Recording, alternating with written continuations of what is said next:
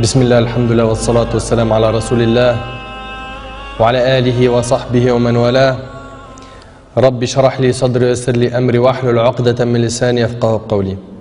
Et j'ai envie de vous raconter une super belle histoire qui a été racontée par un de nos savants contemporains. Wallahi al-azim, qu'elle est très émouvante. C'est l'histoire d'un homme qui a dit à sa femme: et si on allait manger dans un restaurant? Elle lui répondit: non, je te propose plutôt d'aller le demander à une autre femme. Moi, je ne mange pas au resto avec toi, va manger au resto avec une autre femme. Il s'étonna, il lui dit: je t'invite à manger et tu me dis de sortir avec une autre femme? Mais comment ça?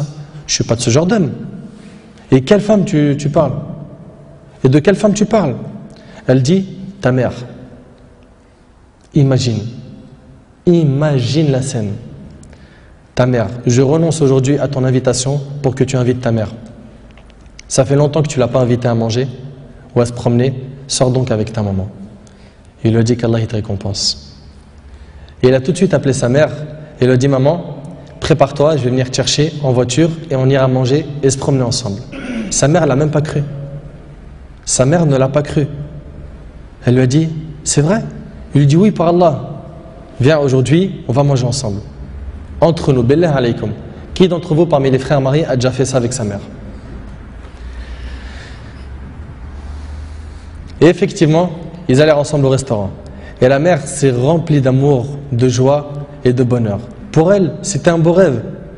Peu lui importe la nourriture ou l'endroit où elle était, c'est-à-dire même manger par terre ou sur le trottoir ou dans la rue, le plus important c'est qu'elle était avec son fils et que son fils était bienfaisant envers elle.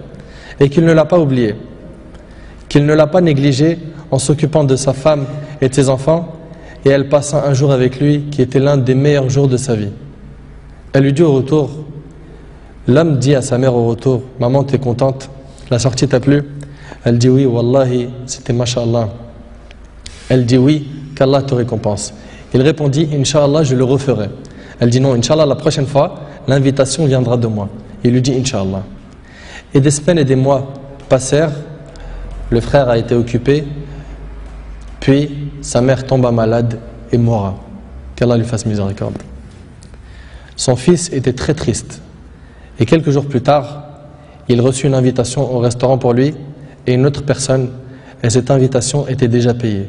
Étonné, il se demanda de qui vient cette invitation déjà payée. Il est parti alors avec son épouse au même endroit où il avait mangé avec sa mère, et là une lettre l'attendait de la part de sa mère. Il y avait écrit: mon cher fils, qu'Allah te récompense, je t'avais promis de t'inviter au même endroit pour manger, mais tu étais souvent occupé. Et maintenant je tiens ma promesse et je t'invite avec ta chère épouse, et je t'invite avec ta chère épouse, qu'Allah vous récompense.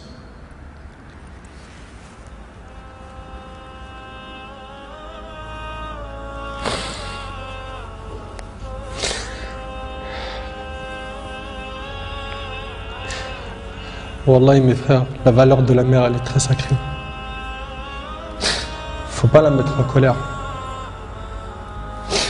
Cette histoire d'amour entre cette épouse et sa belle-mère est magnifique. J'espère que nos frères et sœurs vont tirer des leçons de ce genre d'histoire d'amour entre les épouses et les belles-mères et d'essayer de reproduire ce qui s'est reproduit dans cette histoire.